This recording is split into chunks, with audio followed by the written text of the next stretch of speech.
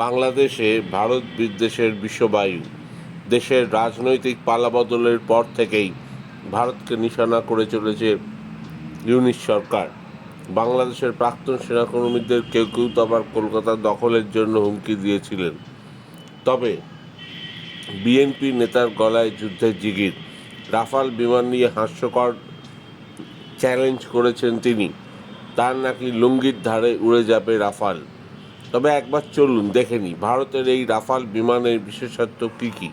কেনই বা ফ্রান্সের তৈরি এই দুর্ধর্ষ ফাইটার জেটকে মোকাবিলা করা সহজ নয় প্রতিপক্ষের কাছে।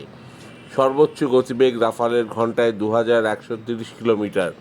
রাফালের রয়েছে দুটি ইঞ্জিন, ফলে দুর্ঘটনার সম্ভাবনা এড়ানো যায় অনেকটাই। কম জ্বালানি লাগে, অনেক উঁচু থেকে আঘাত আনতে সক্ষম। মাটির কাছাকাছি পৌঁছেও শত্রুঘাঁটি ধ্বংস করতে পারে রাফাল 1 মিনিটে। হামলার আগে প্রতিপক্ষের আকাশসীমায় ঢুকে শত্রুঘাঁটি যখন ধ্বংস করে রাফাল, তখন তার আসার আন্দাজ থাকে না কারুর কাছে। অর্থাৎ র্যাডারে ধরা যায় না এই যুদ্ধ বিমানকে।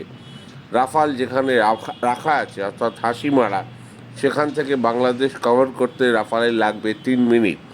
মোট 4000 রাউন্ড গুলি আছে এই যুদ্ধ বিমানে। 6টা মিসাইল, 3000 কেজির 2টি বোমা নিয়ে যেতে পারে রাফাল।